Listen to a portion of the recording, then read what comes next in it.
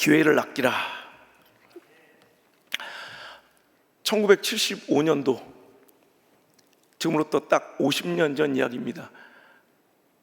제가 원래 숫자 계산에 되게 약한데 내가 태어난 해라 그냥 바로 그냥 50년 전, 제가 이제 전국 여기저기를 돌아다니다 보니까 옛날 같으면 뭐 알지 못하고 듣지 못했을 그 지역의 이야기들을 전국 방방곡곡 세계 곳곳의 이야기를 이제 체험하고 듣게 되는 것이 참 목회 유익인데요. 제가 목포시의 연합성회를 2년 연속 이렇게 섬기게 되었거든요. 그랬더니 그 지역의 가장 큰 교회 장로님 같이 식사하다가 그 토백이 장로님한테 듣게 된 얘기예요. 50년 전 1975년도에 한 초등학교 교사가 여러 가지 썰이 있는데 내가 들은 바를 얘기할게요. 몇 가지 썰이 있더라고요. 그런데 비정규직 교사로 일하고 있던 한 젊은 친구가 자기 친척집 신안 증도에 있는 섬마을에 친척집에 놀러가 이렇게 여름 휴가를 보냈다고 합니다. 지금이야 신안 증도는 연륙교 다리가 놓아져 있어서 지금은 이제 섬이 아닙니다. 그런데 당시만 해도 배를 빌려 타고 들어가야 되는 섬이었죠. 그래서 며칠 동안 이제 휴가를 보내고 친척집에서 잘 쉬고 놀았는데 돌아오는 날이 되었는데 며칠 동안 그 집에 머문 동안 눈에 밟히는 것이 있는 거예요. 탐나는 것이 있는 거예요. 그게 뭐냐면 그 마당에 키우는 개가 있는데 그 개가 탐나는 게 아니라 그 개밥 그릇. 그 개밥 그릇이 그렇게 곱더랍니다. 그래가지고 주인 그 아저씨한테, 그 자기 친척 아저씨한테, 아재 이거 내가 며칠 동안 이게 눈에 밟히고 참 이뻐 보여서 그런데 얼마 주면 팔겠습니까? 물어봤더니 그 친척 아재가 야야야 손세를 치면서 그 뭐 더럽게 개밥 그릇을 사고 파냐? 저거 내가 주워온 지 벌써 3년 되었고 이제 쓸 만큼 썼고 저런 거 바닷가에 널리고 널렸으니 네가 꼭 필요하다면 그 개밥코 담겨있는 거 네가 알아서 씻어서 비린내 날 텐데 알아서 가져가려면 가져가라. 그래서 10원도 안 주고요, 그 더러운 개밥 그릇에 담겨있는 개밥을 제거하고 신문지로 돌돌 말아 가슴에 품고 왔답니다. 며칠 동안을 자기 집 거실 장에다가 올려놓고 이제 구경하고 있는데 어느 날 우연히 지인 한 분이 놀러 왔다가 그 그릇을, 아니 그 개밥 그릇을 보고 아무래도 심상치 않다, 아무래도 저거 요상한 물건 같다. 그래서 한번 감정을 받아보는 게 어떻겠냐. 그래서 이거 아니라고, 저거 내 친척 아저씨한테 의도온 개밥 그릇이라고. 아니라 그래도 한번 알아보라고 그래서 도청 문화재과 그런 데다 한번 의뢰를 해봤대요. 혹시라도 이게 좀 어떤 값 나가는 뭐 보물이나 문화재가 되겠습니까? 그랬더니 내려온 이야기가 아니라고, 그냥 허접한 그릇이라는 이야기가 나와서 그럼 그렇지 하고 또 이제 거실에다 놨는데 그 사람이 또 와서 이거 암만 해도, 이건 내가 볼 때 암만 해도 이거는 도자기 같다. 야 밑자야 본전, 여기서 그러지 말고 서울 올라가는 참에 한 번만 경매, 밑자야 본전 아니냐, 한번 감정을 한번 받아보자. 그래서 그냥 서울 올라가는 김에 그걸 이제 그냥 대충 비닐 봉다리에다가 들고서 서울에 가지고 감정을 받았는데 글쎄 그 개밥 그릇이 자기들은 꼭 돈 얘기 나오려고 그러면 되게 기대에 차가지고 눈알이 반짝반짝하는 그 개밥 그릇이 글쎄 당시 돈으로 2억 8천에서 3억을 호가하는 이런 어마어마한 당나라 시대의 유물 보물 도자기였던 거예요. 그때 당시, 지금도 3억 큰 돈이잖아요. 턱이 빠질 정도로 우리가 이러고 있는, 지금도 3억 큰 돈인데 당시에는 그 돈이 얼마의 가치를, 화폐의 가치가 어느 정도 될까 제가 알지 못하니까 여러 가지 자료를 한번 찾아봤어요. 그랬더니 1975년도 신문에 나온 광고인데 서울의 강남, 무심천 강남 말고 진짜 서울의 한강 강남에 여러분 32평 신축 아파트, 여러분 지금 한 몇십억 할걸요? 근데 서울 강남에 32평짜리 신축 아파트가 1200만 원이더라고요. 그리고 웬만한 마당 있는 가정집 주택은 500만 원에서 600만 원이면 살 수 있는 거예요. 그러니까 여러분 3억이면 일반 가정집을 한 60채 사는 거고요. 여러분 서울 강남의 아파트를 한 30채 살 수 있는 보물 도자기를 여러분 10원도 안 주고 그 청년은 갖게 된 거야. 여러분 인생을 뒤집어 놓는 엄청난 새해 사건이 실은 막 크고 존귀하게 우리에게 다가오면 좋겠습니다만 때론 되게 허접해 보이게 별 가치 없고 볼품없게 찾아오고 우리가 그것을 놓쳐버릴 때가 얼마나 많은지. 그 친구는 갑자기 생각나더랍니다. 그 아저씨 말이 저거 바닷가 가면 쌓였다. 그래서 그 길로 내려와 배를 하나 전세를 내가지고 신안 증도를 향했답니다. 여러분 이 개밥그릇 하나가 빌딩 하나를 지을 수 있고 아파트 몇십 채를 살 수 있는 어마어마한 보물이라는 걸 알게 된 이 젊은이는 곧장 배를 빌려가지고 신안 증도로 간 거예요. 아이나 다를까 해변에 도착했더니 그 여름날에 자기 인생을 뒤집어 놨던 아파트 일반 주택 한 5, 60채 값의 그 그릇들이 바다 해변에 산더미처럼 쌓여 있는데 하나도 성한돔이 없이 다 산산조각내고 박살나져 있고 자기가 보는 앞에서 눈앞에서 애들이 야! 막 깨트리며 놀고 있더라는 거예요. 기겁을 했죠.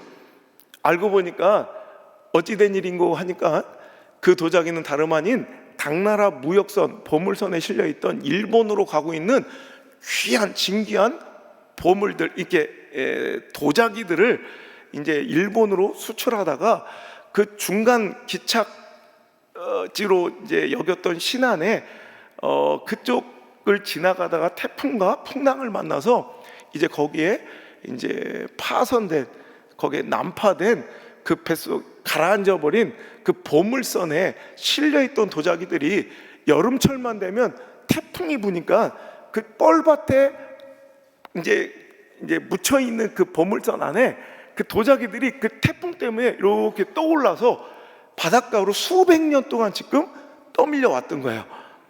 그러니까 그 증도 사람들은 그 도자기를 고기 잡는 그물질 하다가도 수도 없이 건졌었고요.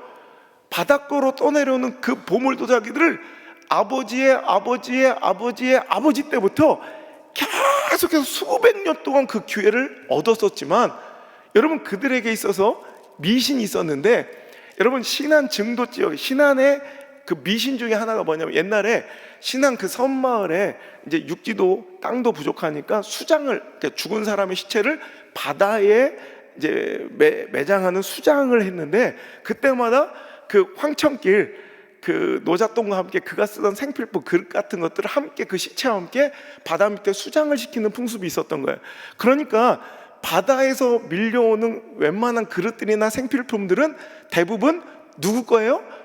죽은 자, 망자의 것이에요. 그래서 그 신안의 전설, 신안의 미신 중에 하나가 바닷가에서 떠내려온 물건, 특히 그릇 같은 것들은 함부로 집에 들이지 마라. 왜냐하면 거기에 귀신이 붙어 들어온다. 그래서 세 가지 중에 하나, 그 집안이 풍지박살 나거나 큰 병자가 생기거나 누가 죽어나간다는 미신이 있어서 함부로 바닷가에서 떠내려오거나 그물에 걸려온 그 그릇들을 지금까지 수백 년 동안 수도 없이 봤지만 그것들을 집안에 들이지 못한 채 그냥 기껏해야 스트레스 풀고 깨트려버리는 놀이도구나. 아니 그 보물 도자기를 가장 그래도 그나마 가치 있게 사용한 사람들이 개밥그릇, 개밥을 담는 게 그나마 잘 쓴 거야. 여러분 이 하나면 인생을 바꿀 수 있는데, 그러니까 그 사람들은 막 탄식하는 거야. 어우, 이 그릇 2개만 챙겨 놓을 걸. 여러분 그 소문이 목포에만 났겠어요? 국가에도 나가지고요. 그 이듬해 1976년 9월부터 아주 본격적인 인양 작업이 시작돼서 무려 장장 9년 동안이나 신안 앞바다에 이제 묻혀 있는 그 모든 도자기들을 다 인양해내고 이제 아직도 썩지 않은 채로 일부 남아 있는 선체 일부도 건져냈어요. 그래서 여러분 목포 놀러 가시면 목포에 국립자연사 해양박물관이라는 큰 박물관이 있어요. 거기 가보면 거기서 그때 건져낸 보물선 선체 일부가 있고요. 거기에서 건져낸 그릇들과 유물들이 아직도 전시되고 있어요. 그러니까 목포 가시걸랑 맨날 낙지만 드시지 말고 그런 것도 좀 보고 오시면 유익이 될 것 같아. 여러분, 이거예요. 사람들은 그때서야 후회하는 거예요. 내가 저렇게 깨트려버리고 수도 없이 내 손에 들려 있었던, 수도 없이 내가 잡을 수 있었던 엄청난 축복의 기회를 수백 년 동안 나는 산산조각 내버리고 깨트려버리고, 혹은 정말 개밥 정도만 담는 그런 용도로만 사용했던 자신의 삶을 후회해봤자 이미 끝난 일이죠. 여러분, 혹시 여러분의 삶에도 이런 일이 벌어지고 있지는 않을까요? 그런 일 없습니다. 우리 집 개밥그릇은 스댕입니다. 뭐 이런 얘기 하지 말고, 지금 개밥그릇 얘기하자는 게 아니라 실제로는 내 인생을 송두리째 바꾸고 우리 자녀들의 미래를 완벽하게 뒤집어 놓을 수 있는 어마어마한 보물 같은 축복들을 우리는 그 가치를 알지 못한 채 오늘도 산산조각 내고 있거나, 혹은 개밥그릇을 담는 용도로밖에 사용하지 못하는 비참한 이런 무지함, 여러분 오늘도 안타까움은 없냐는 거예요. 오늘 여러분, 우리가 보물인지 알지 못한 채 오늘도 산산조각 내버리거나 정말 무가치하게 사용하고 있는 보물 중에 보물이 있으니 그게 바로 세월이라는 보물이에요. 그래서 오늘 성경은 우리들에게 세월을 좀 아껴라, 때가 악하다, 제발 미련한 사람처럼 살지 말고 지혜롭게 행하여 하나님의 뜻이 무엇인지 분별하고 이해해야 한다. 여러분, 정말 이 세월은요, 시간은요, 덧없이 흘러가서 정말 그 세월이, 시간이 얼마나 소중한지를, 얼마나 보물같이 아까운 것임을 이제 좀 이해들 하시죠? 그러면 이제 늙은 거예요. 어떤 이가 그러대요. 청춘이 얼마나 소중한 것인지 몰라야 청춘이래. 젊음은 그 젊음이 얼마나 소중한 건지를 모르는 게 젊음이래요. 그게 딱 맞는 것 같아. 젊었을 때는 그 소중함을 알지 못하고, 청춘 때는 그 진귀함을 알지 못한 채 살아가다가 어느 순간 인생에 황혼역이 오면 그게 보물이었음을 깨닫게 되는 우리들의 반복되는 후회. 여러분, 하다 보니 벌써 한 해의 절반이 쑥 날아가서, 2025년도 전반기는 여러분 무엇을 기억할 만한, 어떤 의미 있고 가치 있는 일들을 담아 놓으셨어요? 여러분, 제가 예언합니다. 이렇게 집회 끝나고요, 하다 보면, 제가 예언 잘 안 하는데 하면 기가 막히게 맞아요. 그래서 내가 내 자신이 너무 소름 끼치게 두려워서 예언을 안 해요, 잘. 근데 하면 진짜 맞아. 여러분, 분명히 곧 송구영신 예배 옵니다. 어머, 진짜네. 막 소름이 돋는 날이 올 테니까 봐요. 그리고 하다 보면 저를 또 만납니다. 이거 몇 번 하면 이제 끝나는 거예요, 인생. 여러분, 하나님께서 이 바쁘고 분주한 삶 가운데서 시간을 구별하여 은혜를 갈망하며 이렇게 달려나와 삶의 분주함도 이기고 인생의 복잡함도 뒤로 한 채 얼마나 피곤해요. 육신의 피곤함도 이기고 드라마 봐야 되는데 연속곡도 내려놓고 이렇게 오신 분들 얼마나 하나님 이쁘실까. 부족한 저의 인격도 이렇게 이뻐 보이는데, 아니 뭐 생긴 게 그렇게 이쁘다는 게 아니라 그냥 영적으로 이쁘다는 거지 뭐. 우리 하나님께서 그래서, 자, 내가 너무 사랑하는 청주중앙순복음교회 오늘 이 자리에 모인 자들이요, 자, 문 닫아. 이제 여기까지 딱. 여기 모인 모든 자들은 이제 나갈 때 각자 종이를 한 장 나눠줄 테니 거의 계좌번호 하나씩만. 봐봐, 또 돈 얘기하니까 누님 좋아하는 거 봐줘. 계좌번호 하나씩만 써놓고 가라. 왜 그런데요? 이제부터 내가 그 계좌에 매일, 한 번도 아니고 매일 1,440만 원씩을 넣어줄게. 근데 단 조건이 있다. 그 돈은 그날 다 써야 돼. 만약에 10만 원이든 100만 원이든 바빠서 1,000만 원이든 못 쓴 돈이 있으면 그 다음 날로 이월되거나 이첩되지 않고 바로 다시 빼갈 거야. 여러분, 그래서 1,400만 원, 1,440만 원이 매일 들어와. 여러분, 그럼 그거 다 쓰겠어요? 안 쓰겠어요? 네, 다 쓰지. 어떻게라도 써야지. 새벽기도 끝나고 바로 막 흥업백화점 있나? 번점통 가가지고, 아니 뭐 어디 요즘에 어디 가서 놀아 할 때 가가지고 막 쇼핑백을 여섯 개 안 되면 모가지라도 걸고 막 어떻게든 써야지. 그 아까워. 그거 어떻게 남겨? 안 쓴 만큼 가져가신다는데 어떻게 그걸 남겨? 그죠? 오다 보니까 어머, 잔고가 200원 남아서 그럼 편의점 들려서 추파춥스라도 빨아야지. 내가 볼 땐 청주 중앙순목회 성도들 알뜰살뜰하게 그 200원 남은 300원까지 다 쓸 분들이지 그 남길 분들 없을 것 같아. 왜 그럴까요? 돈은 아까운 거야. 돈은 너무 소중한 거야. 그 알뜰살뜰하게 그 200원까지 다 써낸다고. 왜? 아까우니까. 그냥 버리기 아까우니까. 여러분, 그런 일이 진짜 일어나고 있으니 하나님께서 우리에게 하루 24시간 무려 1440분의 시간을 오늘이라는 통장에 매일 넣어주신 거예요. 돈은 10원 한 장 아까워 다 쓸 지언정 우리는 수많은 1440분 중에 정말 의미 있고 가치 있게 사용하는 그 시간은 얼마나 되는가. 그냥 멍 때리고 앉아있거나 무가치한 개밥 같은 쇼츠나 릴스나 영상 보고 앉아있거나 넉넉히 드라마 하나 보거나, 여러분, 이렇게 날려버린 아무 가치 없이 써버린 시간을 우리는 아까워하지 않는 거예요. 이게 미련한 거예요. 세월을 아껴라. 제발 미련하게 굴지 말고 세월을 아껴라. 시간이 지나 그 시간이 세월이 소중함을 알았을 때 그때부터 내 자식 새끼를 잡기 시작하는 거야. 너라도 공부 좀 해라 임마. 공부 좀 해라. 뭐 엄마는 잘했쇼. 그러니까 너라도 잘하라는 거 아니냐 임마. 냅둬요. 뭐 나도 그러다 지가 이제 부모가 돼서 애를 낳으면 또 후회하며 공부해라. 이게 반복되는, 이게 루저들의 삶이에요.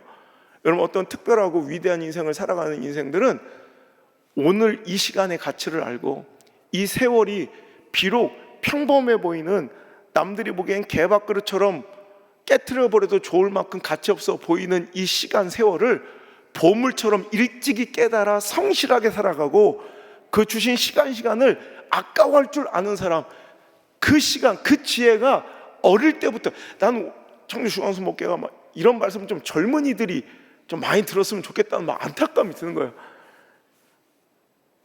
자기들은 뭐 지금 시간 아껴봤자 뭐 갑자기 뭐 영부인이 될 거예요, 뭐가 될 거예요 할 때, 근데 우리 젊은이들은 지금부터 막 아끼면 막 뭐가 될 수 있는지 막 상상이 안 되거든.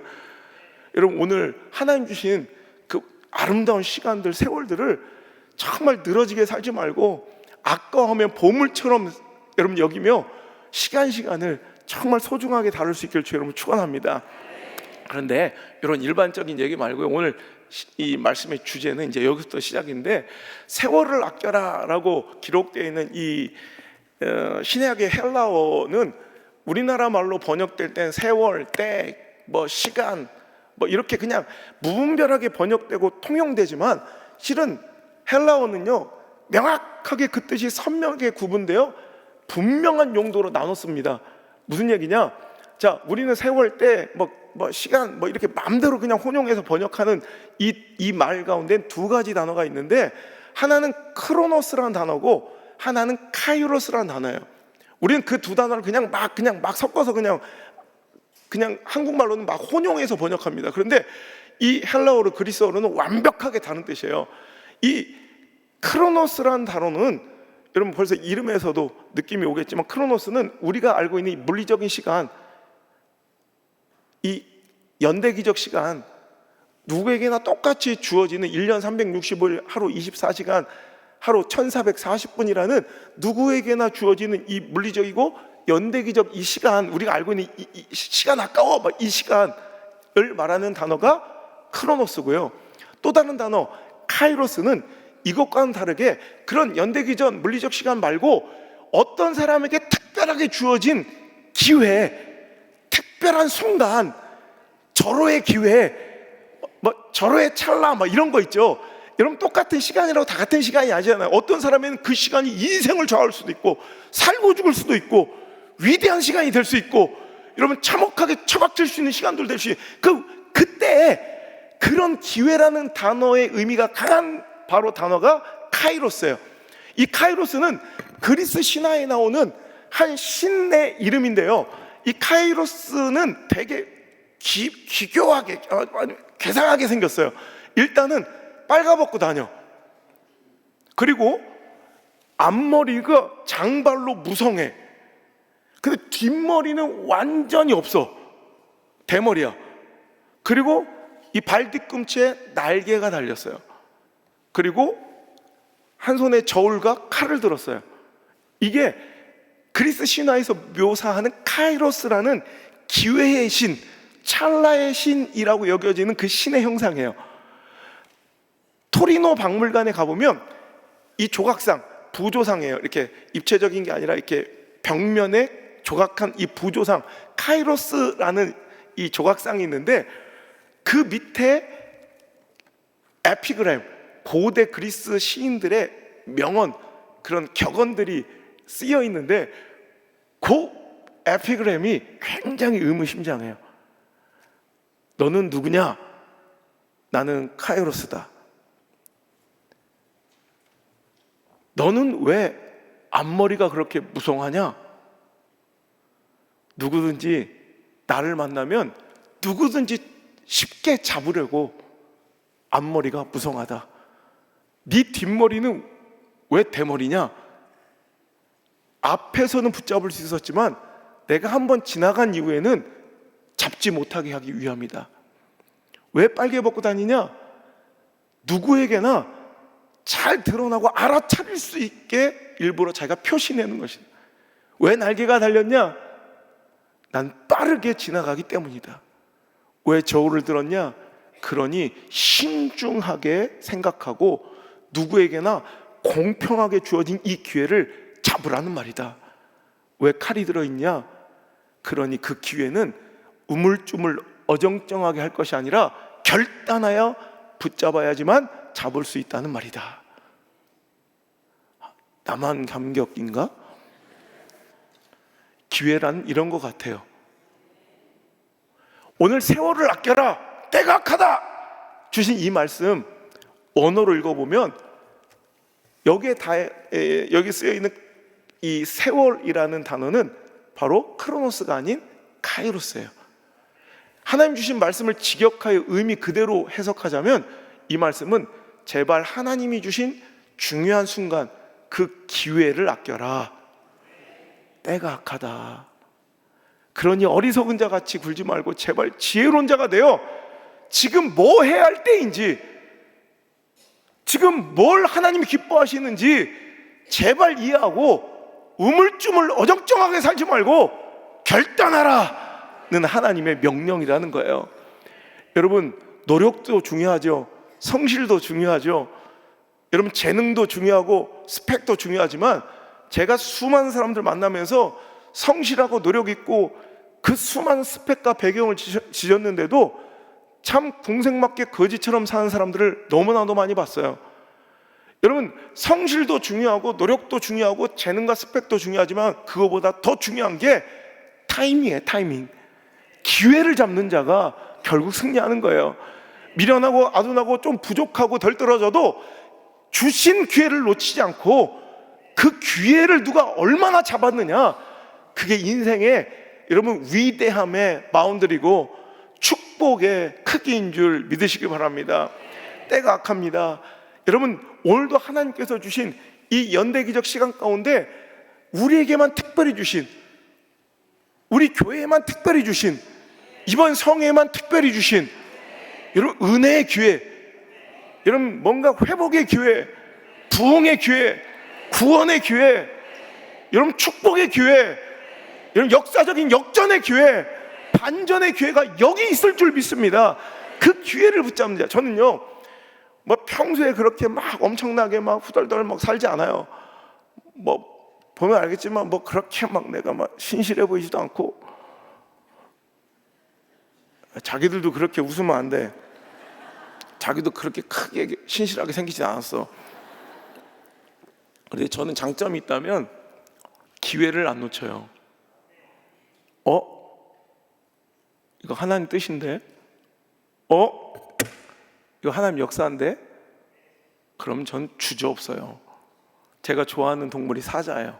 그래서 항상 저는 사자 그림을 항상 이렇게 모으고요, 수집하고요.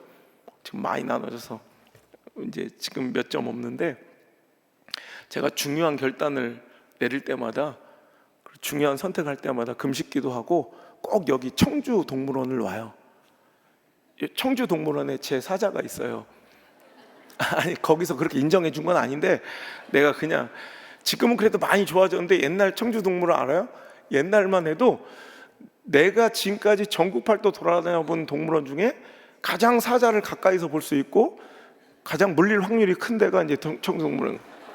옛날엔 진짜 눈앞에까지 오고 그래서, 수사자가, 거기서 키우던 그 수사자가 한 200kg짜리, 그 참 보면요, 저거는 뭐 인형이요, 진짜 살아있는 게 맞나 싶을 정도로 꼼짝도 안 해.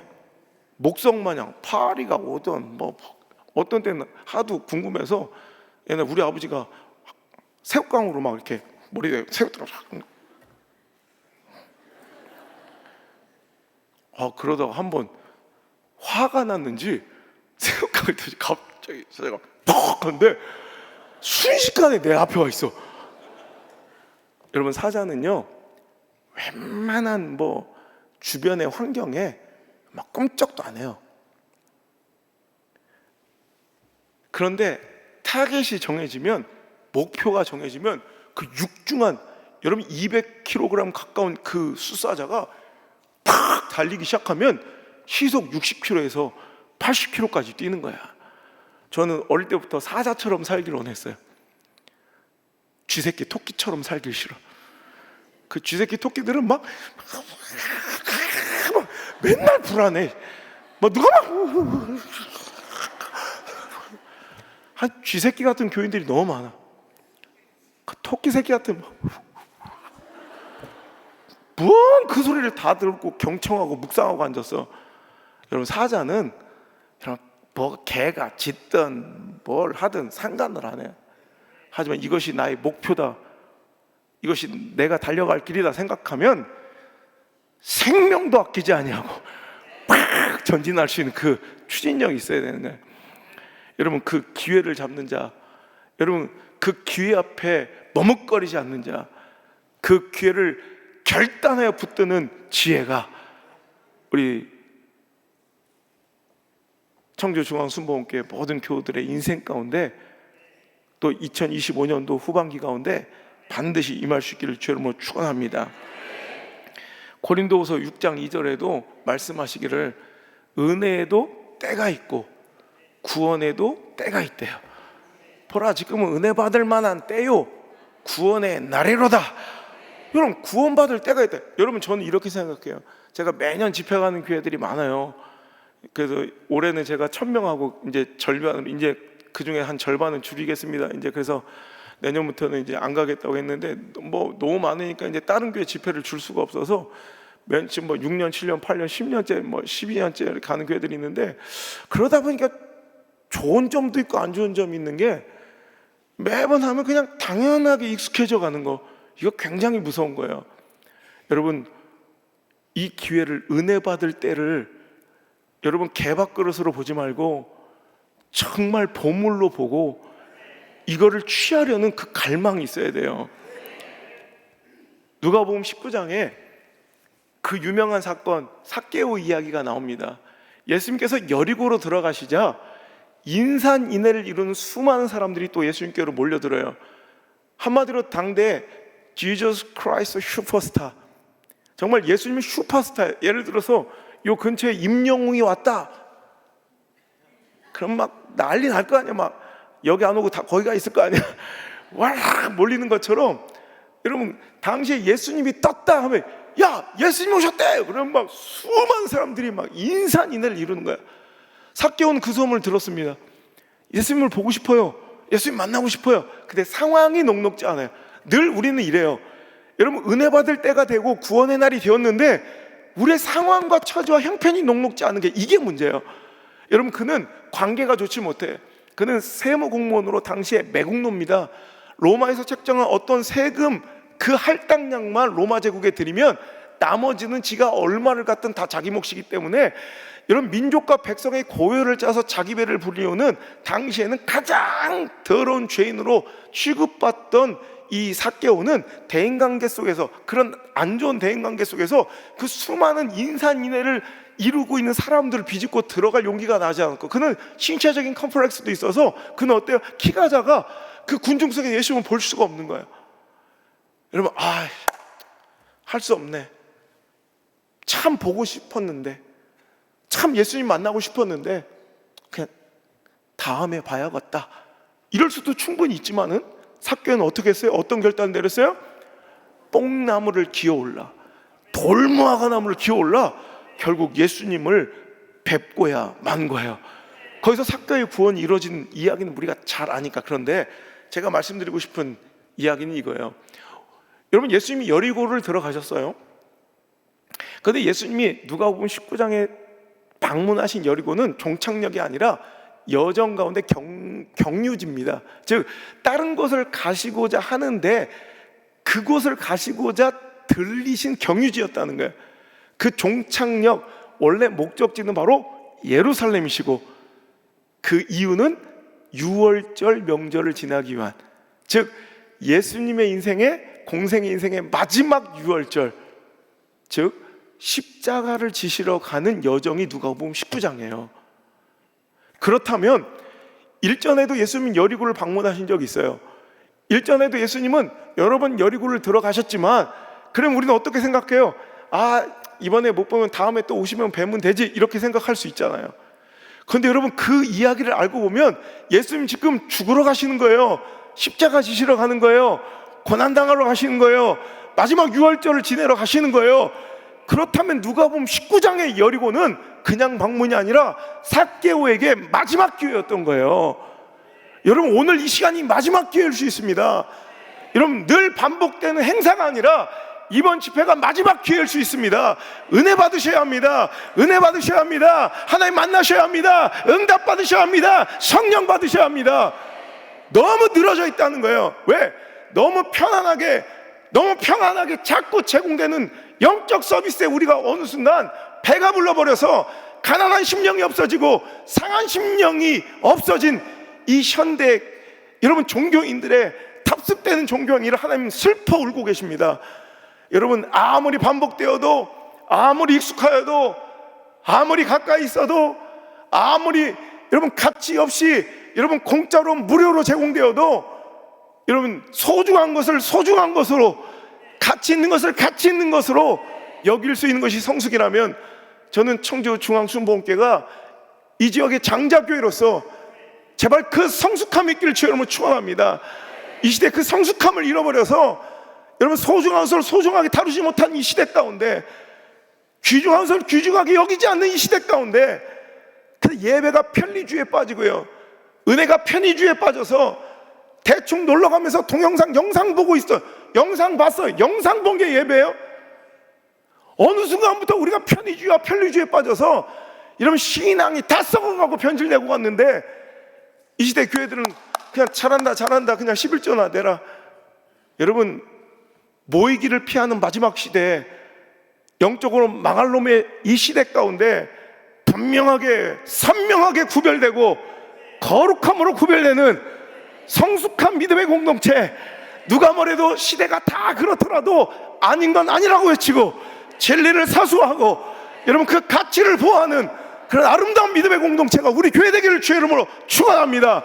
그거 지키지 않는 우리 자녀들 다 망해요. 우리 다음 세대들 다 죽어간다고요.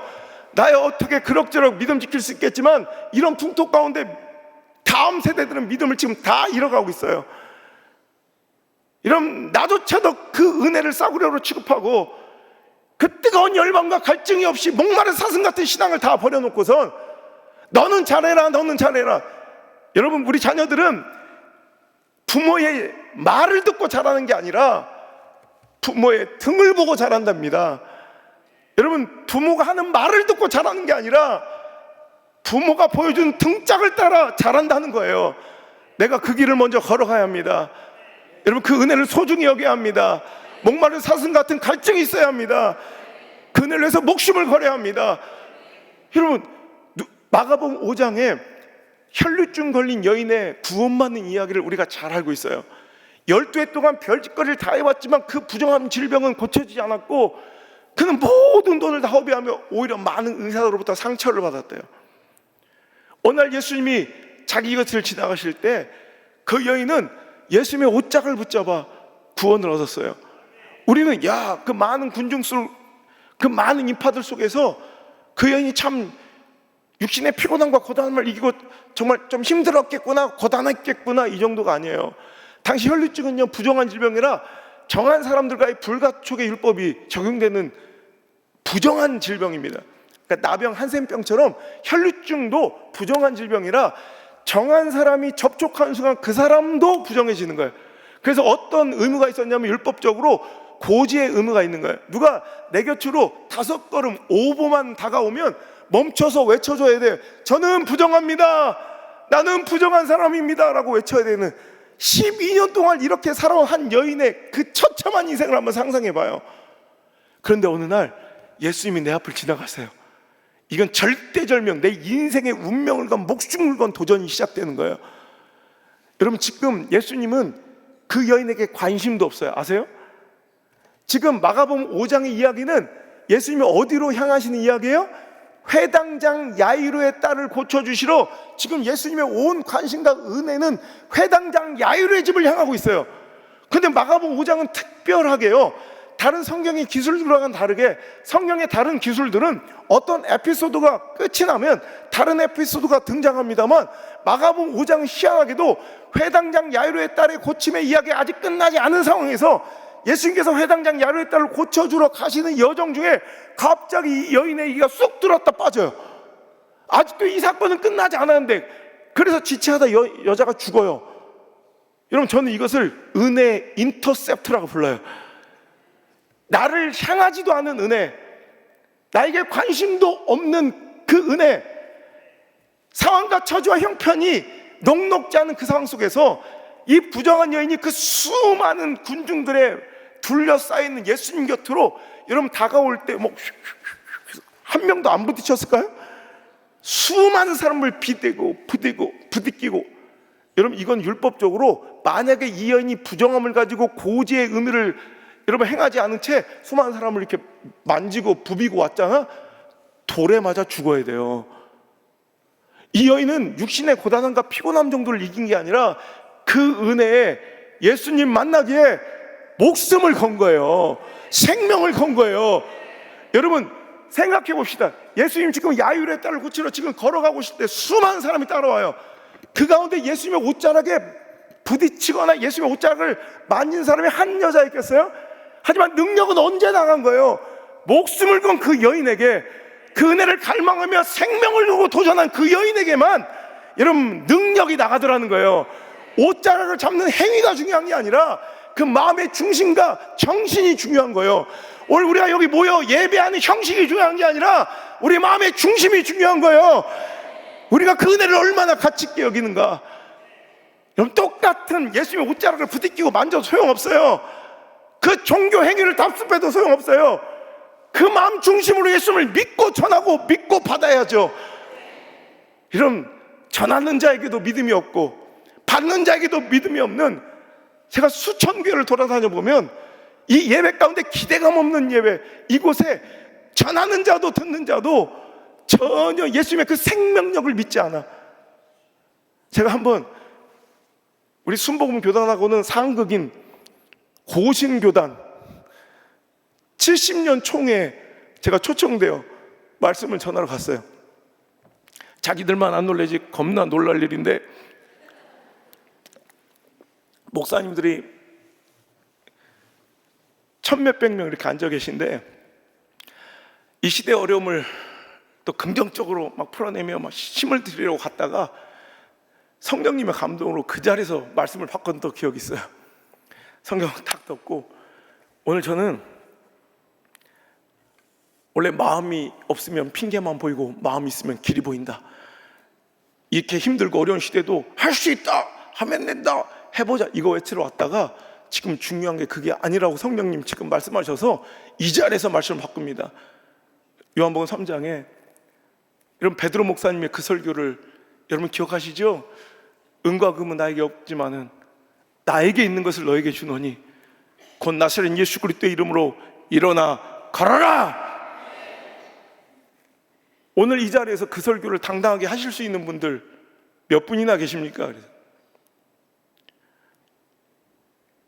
여러분의 목양지에서 길거리에서 만난 절망하고 죽어간 시대의 영혼들에게 세상장 아무 희망 없고 소망 없어 무너지고 있는 그 연약한 병든 자들에게, 소외된 자들에게, 야, 우리 교회는 나에게는 은과 금은 없고 어떤 스펙과 배경 지식과 나는 어떤 신학적 고매함도 없지만 나에게 있는 것을 너에게 줄게. 곧 나사렛 예수 그리스도의 이름, 그 생명의 이름으로 너도 일어나라. 너도 회복될 것이야 라고 자신 있게 선포할 수 있는 사람 몇 명이 됩니까? 처음에는 순복음의 그 어린 강사가 오니까 올해 고신 측은 순복음하고 강단교를 하면 안 돼요. 불과 얼마 전까지도 신학교에서 순복음을 이단이라고 가르쳤던 교단이에요.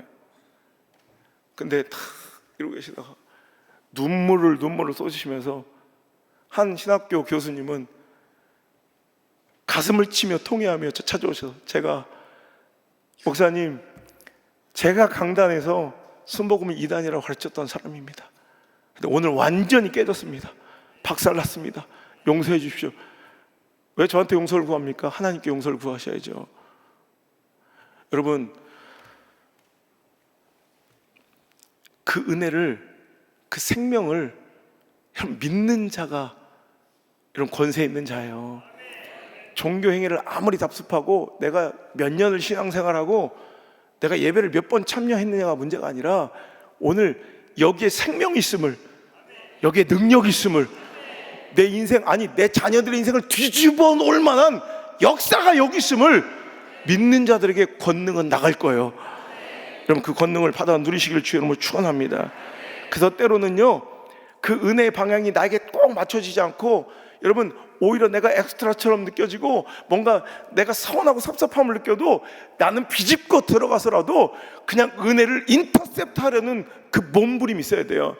근데 오히려 막 탁 앉아가지고 다 나한테 맞춰주기를 막 몇 번에 봉고차 앞에 탁 내리고 탁 에어컨 탁 틀어주고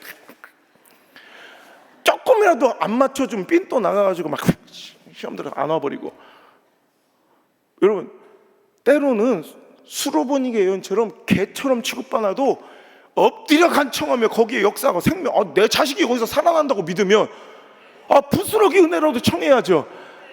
너무 배가 불러서 배가 나한테 잘하라는 얘기가 아니에요.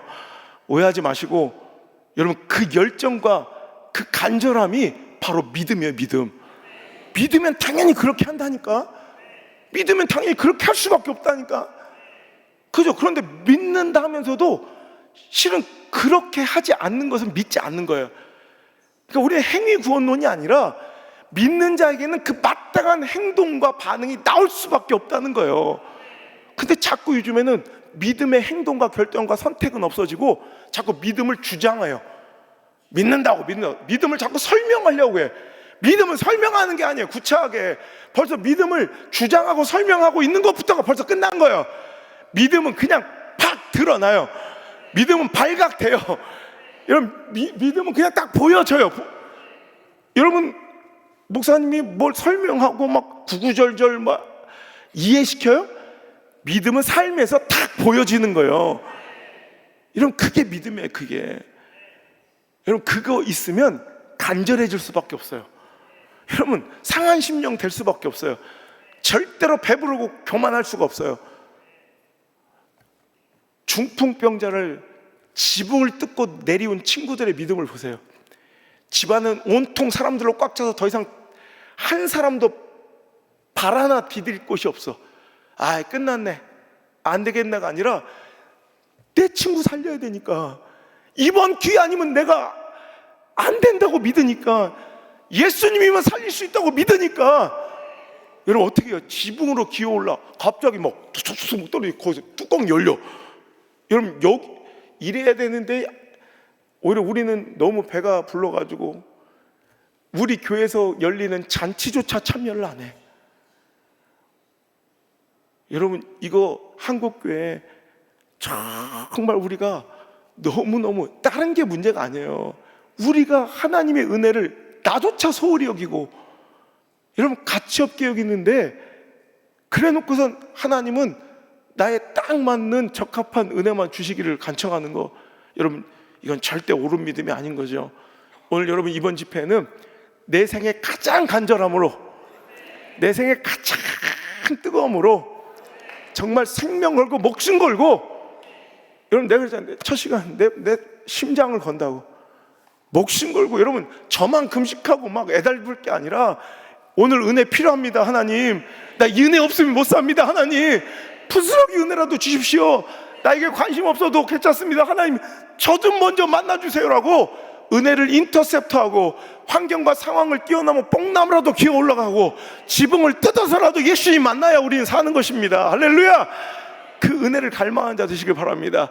여러분, 그냥 제가 별로 친구가 없고, 젊은 특히 목회자들이랑 교제를 잘 안 하는데, 유일하게 제 친구가, 여러분 아실는지 모르겠지만 서울의 금난교회라고, 그 금난교회 김정민 목사님이, 김홍도 감독님의 아들 김정민 목사랑 저랑 베스트 프렌드예요. 그래서 제가 매년 집회 가면서 집회 가다 만나게 되었는데, 1년에도 몇 번씩 가족 모임을 같이 하고요, 우리 대를 이어서 같이 이렇게 함께하는 가정이 되자. 왜냐하면 이런 참 시대의 타락 속에서, 변질 속에서 진짜 의지할 버팀목 같은 친구가 있다는 게 쉽지 않거든요. 그래서 그런 세계 곳곳에 우리 몇몇 교회들 형제처럼 세우고, 우리 서울 왕성교회 길자의 목사 아들 길로나 목사님하고 이렇게 몇 분들이 이렇게 쫙 해가지고 같이, 그래서 같이 모이고 그런단 말이에요. 특히 이제 김정민 목사님만, 저는 1년에 가족 모임을, 애들까지도, 미국에 있는 애들까지 다 내려와서, 거기도 미국에 있는 애들 다 데렸고 우리도 다 와서 가족 모임도 같이 하면서, 우리 막내딸 안나를 며느리로 택정해서 지금 아무나 고르라고 막 그러고 있고. 근데 제가 이 이야기를 하는 이유는, 제가 20년 예약을 받아서 3월 둘째 주는 무조건 금남교회 가고, 또 내년에는, 올해도 2번 와달라고, 요때 수련회 때 또 와달라고, 요때는 안 된다, 중앙순복회 가야 된다 했더니 내년에는 2번 와달라고, 이미 딱 예약을 해버렸는데, 그 금남교회를, 이 시골 촌놈이 금남교회를 매년 갈 수 있다는, 20년 예약을 받아서 매년 간다는 게, 이거 모든 부흥사들이 가장 가고 싶어하는 그런 교회가 몇 개가 있어요. 그 중에 하나가 금남교회인데, 그 친구를 어떻게 만나게 됐냐면요, 5년 전에 우리 비서한테 연락이 왔어요. 저 서울에 있는 금남교회인데 집회 좀 하실 수 있습니까? 일정이 안 됩니다. 또 전화 왔어요. 무슨 간곡히 한번 부탁드리는데 다시 한 번만 일정 내달라. 올해는 일정이 하나도 없습니다. 내년도 될까 말까 합니다. 그게 또 전화가 왔어요. 3번째. 정말 제가 외람되고 죄송한데, 우리 담임 목사님 안성 목사님을 너무너무 좋아하고 만나고 싶어서 그런다고 한 번만 더 전화하랍니다. 안 됩니다. 4번째 또 전화가 왔어. 자기도 부끄러워 죽겠는데 담임 목사님이 또 전화를 했대. 그래서 우리 비에서, 목사님, 담임 목사님이 그 김영 목사님 꼭 뵙고 싶다. 그래서 내가, 야, 그거 다 뻥이야. 그냥 오게 하려고, 내가 가보면 다 뻥이더라. 그래서 거절했어요. 그 5번, 6번 거절했는데 7번째 전화가 온 거예요. 정말 죄송합니다만 한 번만 와주십시오. 저는 거기서 마음이 뜨거워졌어요. 야, 이런 정도의 간절함이면 가보자. 그때는 3일을 낼 수가 없어서, 도저히 뺄 수가 없어서, 그러면 3일 집회를 연속 못 가고, 한 번은 이틀, 한 번은 하루, 이렇게 해서 2번을 나눠서 가겠다. 그래도 되겠냐 그때. 그렇게 해달라고 그래서, 그렇게 해서 집회를 가서 만나서 지금까지 이렇게 교제가 이루어진 건데, 여러분, 저는 그 말씀을 귀하게 여기고 소중하게, 은혜를 소중하게 여기니 그 큰 대형교회가 뭐 볼 게 있다고, 여러분, 그렇게 애고라고, 그렇게 여러분 아쉬운 소리 하면서, 여러분, 뭐 세상에 뭐 부흥사가 뭐 말씀 전할 사람이 저밖에 없겠어요? 근데 거기서 확신한 거야. 은혜가 있겠다, 교회를 살리겠다, 본인이 살겠다는 확신이 있는 거예요.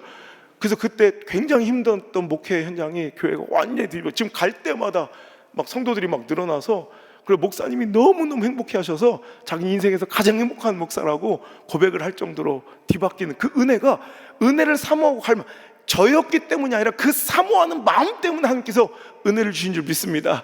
근데 재밌는 얘기, 오늘 이 얘기 하려고 그래요. 실제는. 그래서 이제 3월 둘째 주 이번에 갑자기 생각나서 한 얘기인데, 이제 집회를 하다가 이제 밥을 먹고 있었어요. 이제 그 부부 둘이 이제 자주 만나니까 우리 넷이만 이렇게, 제 아내랑 우리 김 목사님 아내랑 같이 넷이서 밥을 먹는데 막 웃어. 그때 왜 그래요? 그때 목사님, 내가 목사님이랑 친한 거 알고 자꾸 주변 사람들이 안우성 목사님에 관련된 것만 보면 자기한테 사진을 찍어 보낸다는 거예요. 그래서 밥을 먹다 갑자기 이번 3월 달에 있었던 일이에요. 근데 갑자기 보세요, 이거 보세요. 방금 전에 카톡이 왔는데 어떤 지나가는 목사님이, 목사님 베프 여기 오시네 그러면서 플랜카드를 이렇게, 제가 안우성 목사 초청 부흥성 이렇게 해가지고 플랜카드에 붙여있는 사진을 보낸 거예요. 그래서 뭐 그런 게 많으니까, 그래서 그래요. 근데 앞만 봐도 이 교회 이름을 모르겠는 거야. 근데 안우성 목사 초청이라고 돼 있는데 저는 그 교회를 전혀 모르는 거예요. 그래서 야, 내가 뭘 잘 실수했나. 그래서 우리 사무실에 전화해서, 야, 내가 지금 이런 사진을 받았으니까 한번 확인해봐라. 내가 이 교회 간다는데 나는 전혀 모르겠다. 그랬더니 우리 사무실에서 비서가 확인해보더니, 목사님 그 교회는 스케줄을 준 적이 없습니다. 그래. 야, 근데 이게 뭐냐, 뭔가 큰 오해가 있나 보다. 내가 안우성 목사가 온다고 이렇게 프랜카드를 붙여놨는데 그럼 뭔가 지금 큰 실수가 있나 보다, 오해가 있나 보다, 빨리 전화해봐 했더니 한참 있다 이제 비서한테 전화가 왔는데 목사님 막 웃어. 실은 그 교회가 저 경산중앙교회라는 교회가 큰 교회가 있어요. 거기 제가 6번이나 집회를 갔는데 거기 부목사 출신의 부목사님인데 어떤 중형교회 담임이 돼서 갔는데, 벌써 목사님 그때 부목사 할 때 은혜를 받아서 목사님을 기억하고 4년 동안을 집회를 청했는데 일정을 못 받은 교회래. 야, 그런 일정을 못 받았는데 왜 프랜카드를 붙였다냐 했더니, 일정을 4년 동안 까이고 나니까 이런 식으로는 해선 안 되겠다 싶어서 믿음으로 걸었다는 거예요. 그래서 어쩐지 일시가 없이 안우성 목사 초청 가을 부흥회 해가지고 봄부터 붙여놓는 거예요. 그런데 거기 연락처 좀 줘봐라. 그래서 목사님, 내 일정이 도저히 안 돼. 진짜 일부러 골라서 안 가는 게 아니라 제가 목사님 일정이 안 되는데 이렇게 붙여놓으시면 어떡합니까? 아니, 목사님 교회 체면도 있고, 목사님 이거 작은 교회도 아니고 거기도 중형 교회인데 이렇게 했다가 제가 못 가면 목사님 어떻게 됩니까? 아유, 목사님, 그냥 저는 믿음으로 이 간절함으로 한 거니까 목사님 아무 신경 쓰시지 않아도 됩니다. 그냥 못 오시면 제가 그냥 창피 당하고 뭐 아니면 그냥 목사직에서 물러나면 되니까 목사님 아무 신경 쓰지 마시라는 거예요. 이거 협박 아니에요? 반협박? 그래서 그때부터 지금까지 일정을 막 조절해서 실은 지금 오다가 오늘 일정이 확정됐어요. 그래서 무조건 그 교회는 가라. 그래가지고 그 교회는 이번 가을에 꼭 가기로. 그래서 3일은 못 가고 이틀만 가기로 했거든요. 전 이 모습 보면서 그곳에는 반드시 은혜가 있을 줄 믿습니다. 왜냐하면 그런 간절함으로 청하는, 저는 오늘도 우리가 은혜를 향하고 은혜를 청할 때 이런 간절함이 있는지를 좀 확인해 봤으면 좋겠어요. 어느 순간 이제 반복되는 그냥 행사로 그쳐버리는 우리 옛날 우리 부흥회, 여러분 심령 부흥회 어땠습니까? 막 심령에 진짜 막 갈급함으로 뒤집어 엎어짐이 있고 역사가 있고 막 비전을 받고 방언이 터지고 병든 자가 고침받고 할렐루야. 그 영적 기대가 가득했는데 여러분 지금도 그러십니까? 우리의 예배하는 모습, 은혜를 사모하고 갈망하는 그 모습을 우리 자녀들이 보고 있다는, 여러분 이 사실을 잊지 말고 우리 좀 더 하나님의 은혜를 가치 있게 여길 수 있는 우리 청주중앙순복음교회 되기를 주 여러분 축원합니다. 그 찬스, 그 기회를 아껴야 돼. 카이로스, 하나님 주신 그 기회가 오늘 아니면 안 되는, 이번 집회 아니면 안 되는 기회가 반드시 우리에게 있다니까요. 여러분 제가 어쩌다가 이 시골 촌놈이 이렇게 대한민국에서 가장 바쁜 목사가 되고 이렇게 큰 대접을 받으며 이렇게 여러분 이 기라석 같은 교회, 우리 귀한 레전드 같은 우리 귀한 사자 목사님들의 목회 강단에 제가 발을 댈 수 있을까요? 지금도 생각하면 전 꿈만 같아요. 제가 그 기적의 얘기를 해드릴게요. 저는 원래 돌아다니는 걸 엄청 싫어해요. 친구도 없고 교단에 회의도 한 번도 안 나가고 세미나도 안 가고 귀찮아서 우리 교회는 부흥회도 안 했어요. 우리 아버지 목사님도 부흥회를 별로 안 좋아해서 전 부흥회에 대한 경험도 없어요. 그런데 저한테는 그래서 부흥회나 세미나의 이런 정보는 저한테는 쓸모없는 쓰레기 같은 정보예요. 왜? 관심이 없으니까. 어느 날 제가 수술 후유증으로 장유착이 와서 지금은 이제 많이 없어졌는데 오늘 아침에도 잠깐 그랬는데 뭐 1년에 몇 번씩 쓰러져서 병원에 입원을 해야 되는 상황이 있었거든요. 개척 초기에는 쓰러져서 어떤 때는 이렇게 빨리 풀리면 몇 분 안 걸리는데 어떤 때는 뭐 며칠씩 하고 이 창자가 그냥 탁 멈춰버려서 풍선처럼 막 부풀어 올라와. 그럼 이제 장기들이 이제 공간이 좁으니까 막 밀려나가서 막 숨이 안 쉬어지고 막 식은땀이 뚝뚝 떨어지고 그 고통을 어떻게 할 수가 없어서 그냥 병원에 입원해서 이제 진통제나 맞아야 되는, 그래서 1년에 몇 번씩 입원을 해야 되는 상황이었어요. 그때는 어느 날 제가 또 쓰러져서 병원에 갔더니 그때 검사를 해본 의사 선생님이 너무 놀라면서 제 면역이나 이 몸의 균형이 밸런스가 다 무너져서 지금 완전히 80 노인 수준도 안 되는 상황이라고, 당신 이러다 죽습니다 그러더라고요. 제가 병원을 옮겨서 3곳에서 그런 얘기를 들어서 제가 그때 가족들한테 이렇게 유서를 써놓고 목회를 할 정도로, 하나는 제 책상에 놓고 하나는 제가 가슴에 품고 다닐 정도로 그 정도로 힘들었던, 이제 몸이 안 좋았던 최악의 상황이었는데, 그때 제가 병원에 입원했더니 너무 몸이 안 좋은 거로 의사 선생님이 링거를 영양제를 맞고 푹 쉬어야 된다고. 저는 항상 보면 이제 병원에 입원하면 책을 한 30권 가져가서 막 책 읽는 게 낙인데 그 책도 다 뺐고 설교 준비도 하지 말라, 신경 쓰지 말고 가만히 좀 쉬래. 그리고 성도들도 못 오게 면에 사절 딱 붙여놓고 꼼짝없이 1인실에 누워만 있는 거야. 근데 제가 하루 이틀 책을 안 읽고 나니까 제가 이제 어릴 때부터 이 문자 중독증이라고요, 강박 증세가 있어요. 그러니까 책을 안 읽으면 뭐 죽을 것 같아요. 막 숨이 안 쉬어지고 뭐랄까요, 막 하여튼 한글로 된, 우리나라 모국어로 된 종이에 쓰여진 글이어야 돼. 그러니까 뭐 어떤 태블릿이나 이런 거 안 되고 지면에 실려 있는 한글이어야 되는 그 책을 꼭, 그러니까 제가 영국에서 유학할 때는 그런 한글 책자를 읽을 데가 없어서 너무 고통스럽거든요. 그래서 교민들 이 월간지 이런 거 나오면 엄청 아껴서 오고 막 그랬거든요. 그러니까 한 이틀 정도 책을 못 읽었더니 책을 다 압수당하니까 숨이 안 쉬어서 막 죽을 것 같은 거야. 자기들은 뭐 내종 잘 살다가 책만 읽으면 막 숨이 안 쉬어지고 막 잠이 안 오고 막 그렇잖아. 뭐 하나님 창조 질서가 다 다른 거니까 뭐 어쩔 수 없고. 하여튼 그래서 내가 집사람한테 몰래 전화를 했어요. 여보, 나 이러다가 병 때문에 죽는 게 아니라 답답해 죽겠다, 책 좀 갖다 주고. 그랬더니 집사람이 안 된다, 의사 선생님이 너무 강력하게 반대하셨기 때문에 안 된다고. 그러면 어떡하냐, 나 미치겠는데 빨리 갖고 오라고. 그랬더니 집에서 고민하다가 책은 못 갖다 주고 이제 차마 고민하다가 국민일보 있죠, 국민일보에 미션 칸만, 그 미션 섹션 한 4장 되잖아요. 그 미션 칸만 빼가지고 몰래 이렇게 확 나한테 아껴 읽어요. 그러더니 안표장사 마냥 확 던져주고 톡 끼는 거예요. 그래서 얼마나 이게 행복한지 막 한 장 한 장 읽은 거예요. 아껴서 진짜.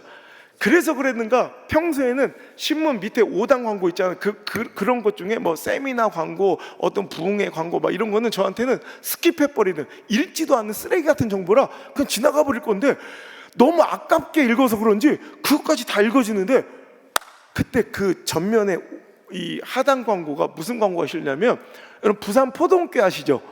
김문동 목사님, 그 교회에서 목회자 무료 세미나 와보라, 하나님 살아계심의 이야기를 들어보라 하면서 이 목회자들을 부르는 큰 이제 전도 세미나 뭐 이런 광고가 실린 거예요.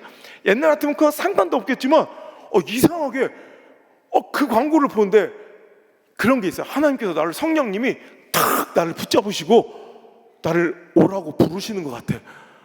그래서 제가 원래 그런데 한 번도 안 가거든요. 그런데 희한하게 그 마음이 요동해서 그날 4월 2일이었는데 그래서 제가 의사 선생님한테, 선생님 제가 중요한 약속이 있어서 그러는데 4월 1일 날 좀 나갔다 올게요 했더니 무슨 일이냐, 그래서 세미나를 좀 가려고 그런다 그랬더니 정신 나갔냐고, 내가 지금 몇 번 얘기했는데 당신 꼼짝 쉬어야 된다고 막 화를 내시는 거예요. 그래서 거절당했어요. 그래서 그냥 안 되겠다 포기했는데 4월 2일 그날 아침이 됐어요. 새벽에 일찍 일어나서 기도하고 있는데 그때 뭔진 모르지만 엄청난 큰 성령의 역사가, 엄청난 하나님의 역사가 내 인생을, 내 삶을 싹 지나가시는 게 느껴지는 거야. 내가 오늘 이걸 붙들고 확인을 안 하면 내 평생에 후회할 것 같은 이런 기회가 있어요. 저는 그 기회를 잡는 기민함이 있어. 그날 어라? 이게 뭔지도 모르지만 내가 이걸 안 잡으면 나중에 후회도 못해. 왜? 이게 뭔지도 모르니까 안타까워하지도 못해. 나 오늘 이거 붙잡고 확인해 봐야겠다. 그때 갑자기 떠올랐던 책 한 글귀가, 여러분 오프라 윈프리 아시죠? 이렇게 능력 있는 부흥사는 끝나기 10분 전에 하나님께서 이렇게 늘 전화를 해주세요. 이제 정리해라. 내 백성들 2명 지금 쓰러지기 직전이다. 이러면서 누님 생각보다 잘하고 있다고 좀 전해주시오. 예. 여러분 그래서 그날 오프라 윈프리가 쓴 책 중에 이런 글이 있어요. 어느 날 네가 클럽의 의자에 앉아 있는데 멋진 노래가 흘러나올 거야. 너는 그때 갈등할 거야. 고민할 거야. 일어나서 춤출까? 말까? 춤출까? 말까 할 때가 있을 거야. 나는 그때 네가 벌떡 일어나 춤추었으면 좋겠어. 네가 앉아서 춤출지 말지 머뭇거리고 갈등하고 고민하는 것조차 그것도 너의 선택이야. 우리는 아직 선택을 하지 않았다고, 나는 지금 고민 중이라고 착각하는 그 머뭇거림도 실은 나의 선택이래. 그 머뭇거림조차도 내가 결정한 거래. 그때 수많은 카이로스는 내 옆을 이미 지나갔을 수도 있다는. 그때 제가 그래, 나 오늘 일어나 춤춰야겠다. 그래서 결단하고 새벽에 의사 선생님 만나봤자 뭐 거절할 거 뻔하니까 내 손으로 링거를 뽑아버리고 옷을 갈아입고 병원을 도망쳐 나왔어요. 집으로 가면 놀래고 교회로 가면 성도들 걱정하니까 택시를 잡아 타고, 지금이야 길이 잘 뚫려서 1시간이면 가는데 그때 1시간 반 정도 걸리는 그 새벽에 포동교를 혼자 간 거예요. 아무도 없어. 하도 일찍 와서 혼자 이렇게 서 있으니까 한 2시간 지나니까 사람들이 오더라고. 제가 요 자리에 딱 앉아요. 저는 항상 앉아 있는데 그날 뭐 장경동 목사님, 소강성 목사님, 꽃동산교회 김종준 목사님 막 이런 분들이 야 우리 하나님 살아계시다고, 우리 교회 이렇게 했는데 8,000명으로 부흥하고 뭐 10,000명이 됐고 뭐 15,000명이 막 이런 간증들을 하시는 거예요.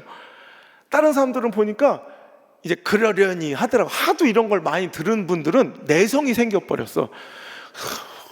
근데 나는 첫방이 강하다고. 전 처음 가보는 세미나라 그런지 저는 또 하나님 말씀이 믿어지는 은사가 있어요. 하나님 말씀이 그렇게 잘 믿어져.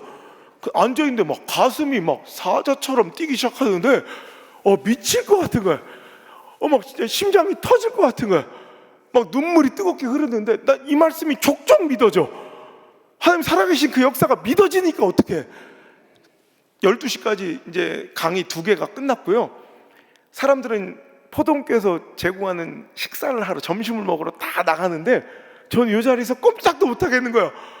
너무 눈물이 나고 막 감동이 돼서, 그래서 제가 엉엉 울면서, 제가 그때 영양제를 맞아야 될 그 상황이라고 그랬잖아요. 그런데 제가 그날부터 하나님, 나 이제 금식합니다. 나 죽으면 죽으리다. 하나님 역사하실 때까지 나 금식합니다. 내가 영양제를 맞아도 될까 말까 그 시간에 내가 금식을 선언하고 밥도 안 먹고 여기서 막 엉엉 울면서 내가 하나님께 뭐라고 기도했냐면, 하나님 저 자존심 상해서 이렇게 못 앉아 있습니다. 왜 내 하나님도 살아계시고 우리 교회도 그 살아계신 하나님을 믿는 교회인데 왜 저 큰 교회들, 왜 저 목사님들의 이야기를, 우리 하나님 살아계심의 이야기를 듣고 앉아 있어야 됩니까? 왜 나는 이 자리에 앉아서 은혜 받고 있어야 합니까? 하나님 저를 좀 사용해 주세요. 우리 교회를 좀 사용해 주세요. 그래서 저를 통해, 우리 교회를 통해 하나님 전국 팔도를 돌아다니며 전 세계를 누며 우리 하나님 살아계시다고, 우리 교회 하나님도 살아계시다고, 내가 만난 하나님 시퍼렇게 살아계시다고 모가지에 피가 터지게 한번 외치게 해달라고, 엉엉 울면서 하나님 나를 사용해달라고 울면서 금식을 하고 있어요.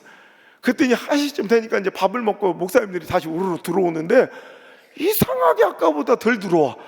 원래 목회자 세미나가 그렇답니다.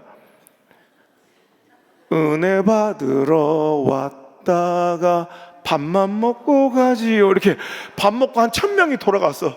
그날 한 2600명이 모였다는데 나머지 이제 남아있는 자녀 인원들과 함께 이제 1시부터 6시까지 또 목사님들이 막 바뀌어가면서 막 간증하는데 저는 그 말이 하나도 안 들어와. 누가 서 있는지 어떤 말을 했는지 기억도 안 나고 그냥 막 앞이 안 보일 정도로 눈물만 펑펑 흘리고 6시에 드디어 세미나가 끝났는데 와, 하나님이 역사하실 게 기대가 되는데 내가 가만히 있을 수가 없는 거야. 그래서 내가 안 되겠다. 여러분 아시잖아요. 지금 은혜 받고 막 행복하고 눈물 흘려도 3개월만 지나면 은혜 유통기한이 싹 지나가고 뭔 얘기 했는지 들었는지 기억도 안 나는 거. 난 이렇게 내가 받은 은혜 그냥 지나쳐가지 않겠다. 하나님 반드시 역사하시게 내 삶에 각인시켜야겠다. 그래서 어떻게 하면 좋을까 하다가 나가서 고민하다가 김문호 목사님 이렇게 오시길래 제가 막 달려가서 난생 처음으로, 저는 앞에서 이렇게 막 이렇게 활달해 보여도 제 실제 성격은 사람 만나는 걸 너무 싫어하고요. 극소심한 트리플 A형 꼰대 같죠. MBTI 대문자 I. 저는 그냥 막 세상에 사람 만나는 게 제일 싫어. 내가 첫사랑한테도 안 해봤던 사진 같이 찍어달라는 소리를 난생 처음 부탁한 분이 김문도 목사님이에요. 그래서 목사님 저 사진 좀 한 장 오늘 기억하고 싶어서 사진 좀 한 장 찍어주십시오 그랬더니 김 목사님 딱 찍어주면 좋아. 그런데 그날 막 목사님들이 막 쏟아져 내려오니까 그때 김문도 목사님 최고 전성기를 그거 하실 때라 얼마나 아는 목사님들 많겠을까. 안녕하세요 막 잘 있어요 막 인사하면서 내 요청을 못 들으시는 거예요. 사진을 안 찍어주시더라고요. 근데 저 같은 또 트리플 A형들은 기분 나쁜 티도 못 내. 거기다 또 플러스 청주. 되게 속 상한데도 우리는 또 싫은 거 티 안 내잖아. 이렇게 이렇게 시시 웃고 있었어. 나도 좋아서 웃는 것도 아니고 김문우 목사님도 막 인사하다가 나 때문에 웃은 것도 아닌데 안녕하세요 이렇게 웃다가 딱 돌아섰는데 그 사진을 부탁한 분이 그 찰나에 사진을 딱 잘 찍은 거야. 사진만 보면 우리 둘이 죽고 못 산 사이야. 내가 김문우 목사님 이렇게 둘이 겁나 친하게 나온 거예요. 사진만 보면 둘이 막 그래. 그래서 내가 그 사진을 딱 보관하면서 목사님 예 그러더라고요. 저를 꼭 기억해 주세요. 예? 그때 제가 30대 중반이니까 지금도 젊은데 얼마나 대학생 같았겠어요. 뭐예요 이 웃음소리는. 저는 항상 청바지고 가디건 입고 다니는데 목사님 저는 저 울산에 저 시골 마을 저 온양 남창이라는 시골 마을에 남창 알아 그래.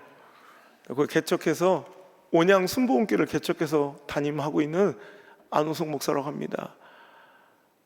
그런데요 그러더라고요. 목사님 제가 비록 오늘은 시골교회 어린 순복음교회 개척교회 목사로 요 앞에 앉아서 은혜 받고 앉아 있었지만 그때 목사님 기억난다. 그 앞에서 계속 철철 울고 있었죠. 그래. 예 맞아요. 그때 그래 기억나. 오늘은 제가 밑에 앉아서 은혜 받고 울고 있었지만 목사님 저를 꼭 기억해 주십시오.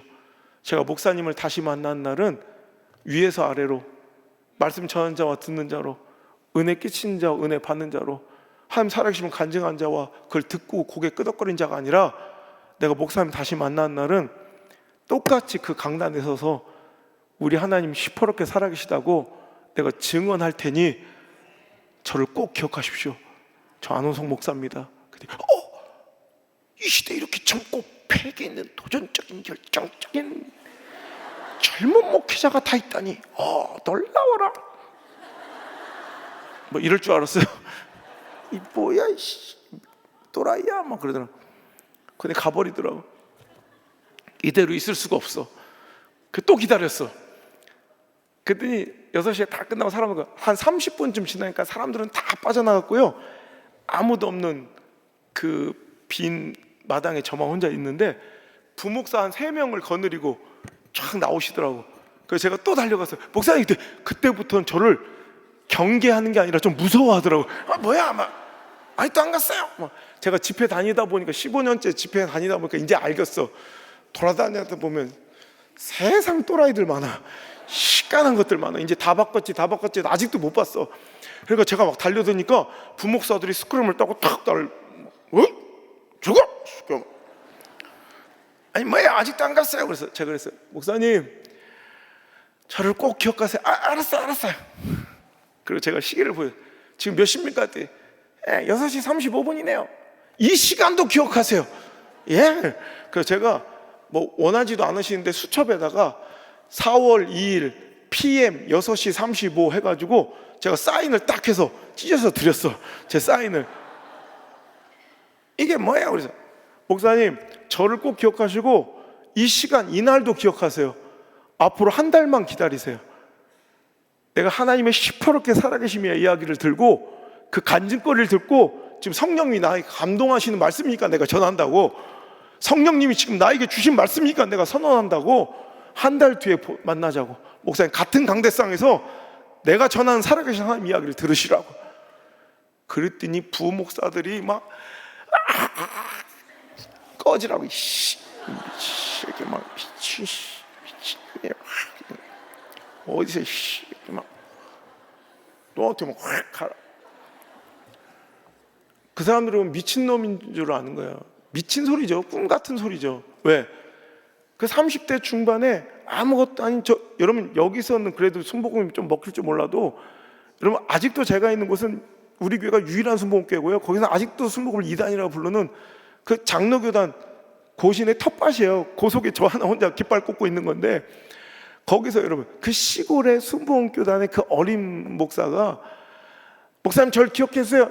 제가 언젠가는 한 30년 후에 봉사가 될 테요. 막 이런 건 좀 괜찮아.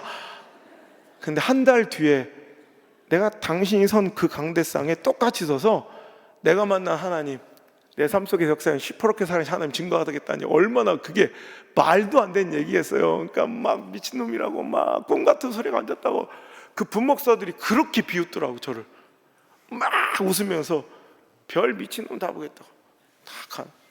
근데 저는 그 자리에 앉아서 한동안 울었어요. 그 믿어줘서. 상황을 보면, 처지를 보면, 형편을 보면, 가능성을 보면, 확률을 보면, 내 꼬라지를 보면, 아멘 더럽게 안 해주네. 웬만하면 내가 그만하려고 해. 진짜 말도 안 되는 얘기인데 상황, 처지, 형편, 가능성, 확률, 통계, 내 꼬라지 다 말도 안 되는데 딱 하나의 근거 때문에 성령님의 감동, 성령님 그리 하시니까 믿어지는 걸 어떻게 그 역사가 지금 이렇게 보여지니까 여러분 아멘이 쉽지만 난 그게 믿어지는 거예요. 그래 아멘 했잖아. 그리고 여러분 다 이제 시간이 없으니까 우리 누님한테 전화가 왔으니까 내가 빨리 끝내야 되니까, 그로부터 여러분 열흘 뒤에 장경동 목사님 측에서 연락이 와서 어떻게 해서 이렇게 해가지고 저 동두천에서 집회를 하는데 장경동 목사님이 메인 집회를 하는데 그 앞에 15분만 한번 서서 말씀 전해볼래니. 여러분 우리 울산에서 동두천이 어딘 줄 알아요? 38선만 안 넘어가면 제 끝에서 끝까지 이제 제일 오래 갈 수 있는 거리요. 근데 제 원래 성품이나 성향 같으면 저는 어디 가는 것들 되게 싫어하고 말도 안 되죠. 근데 근데 하나님 부르심으로 딱 느껴져서 이제 제가 4월 2일 날 그 약속을 하고 4월 10일 딱 열흘 만에 전화가 와서 예 가겠습니다. 이틀 동안 금식하고 15분 말씀 전화로 동두천까지 올라간 거예요. 그 시골 촌놈들하고 새벽 대바람부터 가가지고 저녁 집회인데 갔더니 한 8시간이 남어. 그래서 만남의 광장에서 화장실 가서 머리 감고 드라이 거기서 하고 다시 왁스하고 하는데 첫 번째 날부터 기적이 벌어지는데, 그때 저를 운전해준 그 수행비서가 저는 정과 5범에 폭력 정과 5번에 마약 중독자, 도박 중독자였는데 저한테 안수받고 그 자리에서 깨져가지고 제 몸종처럼 와가지고 그냥 제가 이렇게 될지도 몰랐는데 갑자기 하는 게 길거리에서 막 역사하셔가지고 하나님이 너의 수종이 될 것이다. 근데 어디 갈 데가 있어야지. 그래서 한 1년 동안 와서 내 사무실에 혼자 앉아가지고 저랑 같이 이렇게 멀뚱멀뚱 이렇게 될지 몰랐잖아요. 저는 운전도 못하는데. 그런데 근데 딱 때가 돼. 그 첫 번째 집회가 그 건달 정가 5번. 난생 처음 장거리를 처음 떠본데 어쩐지 고속도로 들어가는데 처음 들어가 보더라고. 근데 거기서 기적이 일어난 게 만남의 광장까지 올라갔는데 이제 얼마 안 남았잖아요. 근데 또 달려갔는데 갈수록 내비게이션에 남은 거리가 점점점 더 많아지는 기적. 그래서 거꾸로 또 하행선으로 또 내려버린 것이. 다시 올라가 별짓거리 다 했어요. 하여튼 그리고 가가지고 거기서 첫 번째 집회인데 1,500명이 모였는데요, 15분 동안 뭔 말을 하겠어요. 근데 제가 우리 하나님은 지금 이 순간 시퍼렇게 살아계십니다, 이 말씀 한 번에 1,500명이 울음바다가 된 거예요. 그날부터 제가 하루도 안 쉬고 지금 집회를 하는 거예요. 막 전국 각지에 소문이 나고 막 기자들한테 막 소문이 나서 매일 방송에 나가고 매일 신문에 나오면서 지금까지 지금 14년 동안 이렇게 설교하고 있는데, 집회하고 있는데, 그러니까 아니 이제 끝이 아니에요. 그러면서 매일 4월 13일부터 첫 집회가 시작돼서 하고다 갑자기 연락이 왔는데, CBS에서 경남 CBS에서 경남 지역 연합성회를 열고 싶대, 진주에서. 근데 거기서 2명의 강사를 초청하고 싶은데 와줄 수 있겠냐는 거예요. 목사님 요즘 한참 뜨기 시작했는데, 그래봤자 한 달 뗀 거야. 한 달 뜬지. 한 명의 강사는 안우성 목사님이고 또 한 분의 강사는 김문능 목사님이래. 그래서 그게 언젠데요? 그랬더니 5월 3일이래. 제가 4월 1일 저녁 6시 35분에 딱 약속한 게 정확하게 한 달 뒤 5월 3일 날 제가 김문능 목사님 똑같은 강대상에서 말씀을 전하게 됐어요. 그래서 제가 1시간, 그 다음에 김문능 목사 1시간 이렇게 말씀을 전하게 돼서 제가 딱 말씀 전을 했더니 그 시간에 앞에 김문능 목사님 여기 앉아서 말씀을 듣고 계신 거예요. 그래서 제가 웃으면서 목사님 혹시 제가 누군지 아십니까? 그랬더니 김 목사님이 갑자기 고개를 탁 돌려. 왜냐면 건방지다고 생각하신 거예요. 그분 생각에는 저 누군지는 알았대요. 막 요즘에 신문에 막 뜨고 막 집회 사역에서 막 방송에 뜨니까 누군지는 알았는데 그분 입장에서는 내가 이렇게 떴는데 저 몰라요? 막 이런 걸로 들으신 거야. 그 건방진 놈, 뜬지 한 달 된 놈이. 그래서 제가 그랬어요. 목사님 혹시 한 달 전에 청바지 입고 되게 잘생긴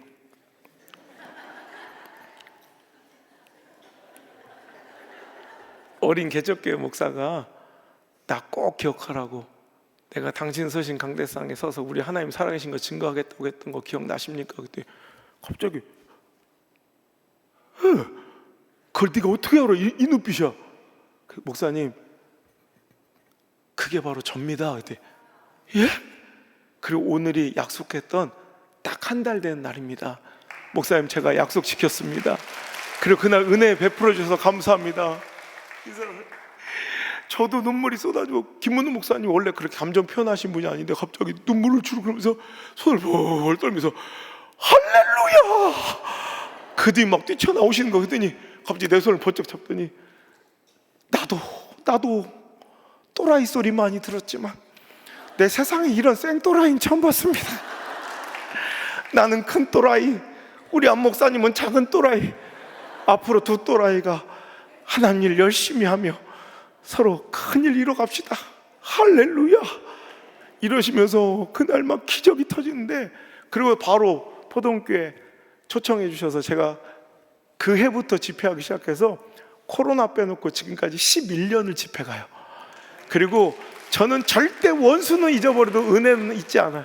그래서 매년 갈 때마다 우리 김문우 목사님 저에게 은혜를 베풀어준 포동교회 너무 감사해서 제가 일정이 너무 힘들고 안 돼도 무조건 김문우 목사님 부탁하신 데는 무조건 제가 가서 매년 정장 한 벌씩 꼭 해드려. 왜냐하면 그것도 뭐 싸구려 이런 거 말고, 김문우 목사님 항상 하신 얘기, 안 목사님 우리 교회에서 이렇게 시대적으로 이렇게 쓰신 종을 탄생시켰다는 게 자기는 자부심이라.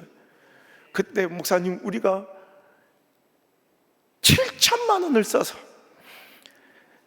안 목사님 스타 만들라고 7천만 원을 써서 7천만 원 써서 그 돈 갚아야지. 내가 진짜 7천만 원을 썼는데 말이야. 2,600명을 초대해서 안우성 목사 스타 만들라고 하나님 명령하셔서, 알고 보니까 안 목사 때문에 7천만 원을 우리가 써가지고. 근데 갚고 만다 내가. 고마워요. 저는 아직도 그날을 기억해요. 여러분, 당신에게 2012년 4월 2일은 뭐 했습니까? 어느 한 10년, 20년 뒤에 또 물어볼 거예요. 2025년 8월에 당신 뭐 했습니까? 아무 생각도 안 나는 개밥그릇 같은 일상을 담으며 또 지나갈 거예요. 이런 기적에도 때가 있고요, 하나님 역사와 순종과 충성에도 때가 있다는 거예요. 그날 제가 멍석을 깔아주신 거예요. 누구든 여기 와서 성령의 역사 가운데 한번 크게 한번 춤춰보라고 멍석 깔아준 거예요. 멍석. 여러분 포동교회에서 헌신하셔서 무려 7천만 원을 써서 누구든지 와서 이 성령의 역사에 춤추고 한번 신나게 놀아보라고 기적의 멍석, 은혜의 멍석을 깔아주신 거예요. 그날 그곳에 있었던 분들이 목사님만 2,600명이에요. 그런데 그날을 아무도 기억도 못할 거예요 지금. 왜? 그분들에게 그날은 아무렇지도 않은 잊혀진 평범한 날이었을 테니 2,600명이 그 깔아준 멍석을 아무 의미 없이 그냥 밟고 지나갈 때 그 깔아준 멍석에 성령님의 역사의 현장에 안호성 혼자만 덩실덩실 춤춘 거예요. 하나님 내가 하겠다고, 하나님 나를 써달라고. 할렐루야. 저는요 그래서 집회 가서도 제가 지난주에도 제가 너무너무 존경하는 어르신 교회 제가 6년째 집회 가고 남은 이틀은 제가 서울에서 방송하면서 CBS도 올폰 찍으면서 어려운 교회, 그 삼각교회, 그 어려운 교회 집회를 해드렸어요. 거기 여러분 20명도 안 보이는 그런 교회, 여러분 그 큰 대형교회도 몇 년째 기다리고 있는 제 집회인데 거기는 자비량으로 제가 오히려 돈을 써가면서 거기서 집회를 해줘요.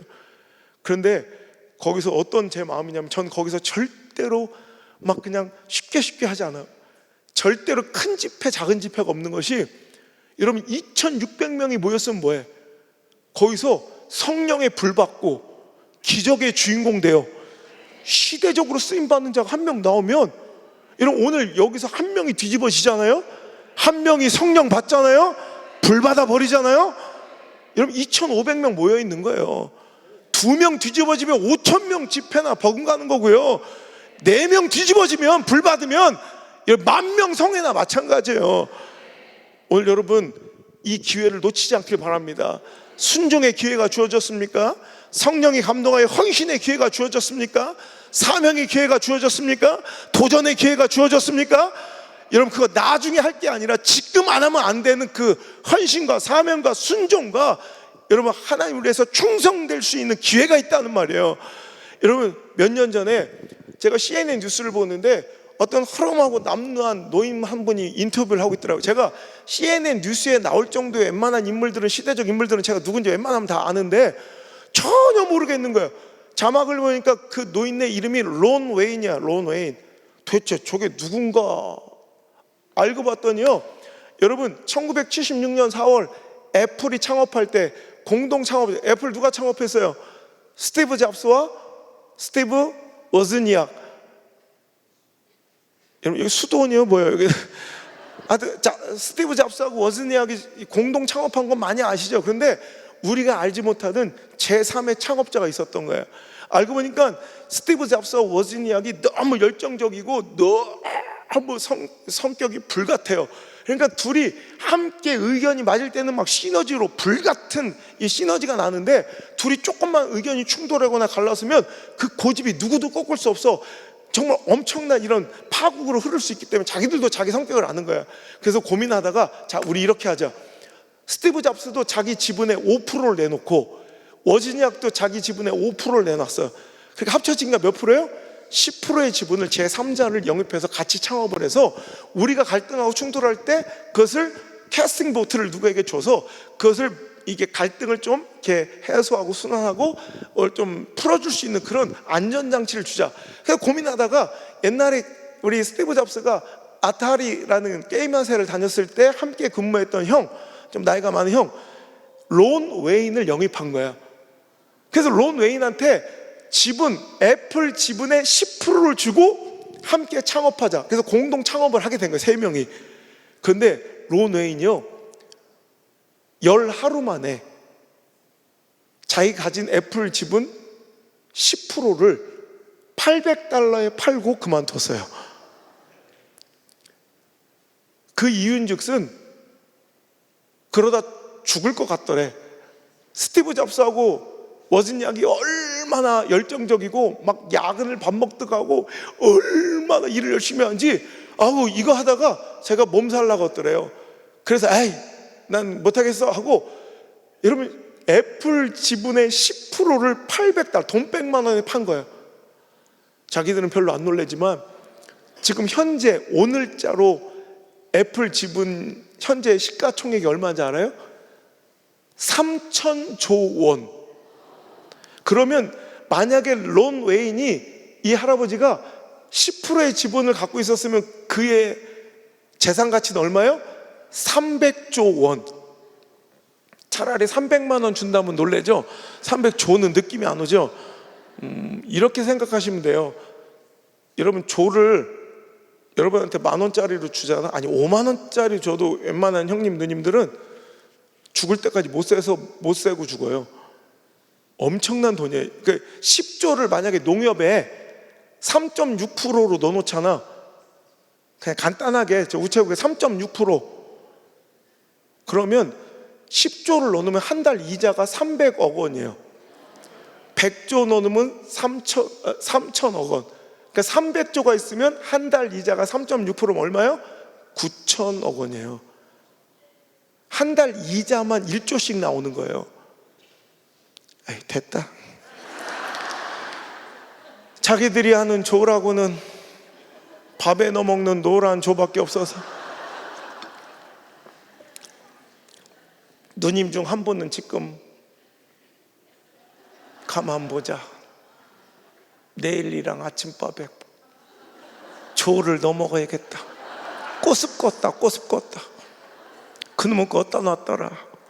분명히 검은 봉다리에다 싸놨던 건 기억나는데 찬장에 넣어놨는 거, 냉장고 이 칸에 넣어놓는 거, 지금 조 생각하는 분이 있어. 여러분 지금 론 웨이는요 뭐 하고 사냐면, 그 국가에서 나오는 연금, 사회보장연금 가장 미쳐나는 사람 살면서 겨우 코인 수집하고 동전 수집해서 그거 사고 팔면서 정말 거지처럼 가끔씩 카지노나 들락거리면서, 그가 할 수 있는 일은 고작 지금까지 한 번도 애플 제품을 써본 적이 없대. 그게 자기 복수야.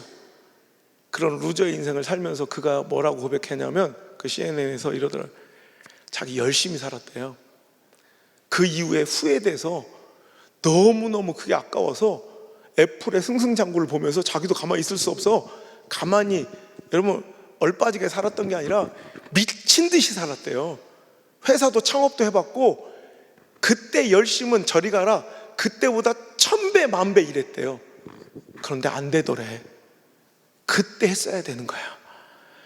여러분 우리 사명도 마찬가지고, 헌신도 마찬가지고, 순종도 마찬가지고, 충성도 마찬가지고, 아무 때나 하면 되는 게 아니라, 결과만 같으면 되는 것이 아니라, 오늘 일만 하면 될 걸, 아니 오늘 10만 하면 될 걸 나중에 100, 1000, 만을 해도 안 될 게 있어요.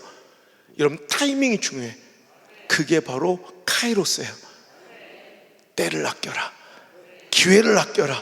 오늘 주님 주신 그 기회 놓치지 말고, 오늘 하나님께 주신 그 기회 꼭 붙잡고, 여러분 도전하고 순종하고 헌신하고 회복되고, 믿지 않는 자녀들과 가정들 구원받고, 오늘 우리 교회 더 크게 부흥하고, 가 맡겨준 사역과 기간 풍성의 성령의 역사를 맛보는 멋진 2025년도 창립 52주년이 되기를 주의 이름으로 축원합니다. 할렐루야. 하나님께 감사와 영광의 박수.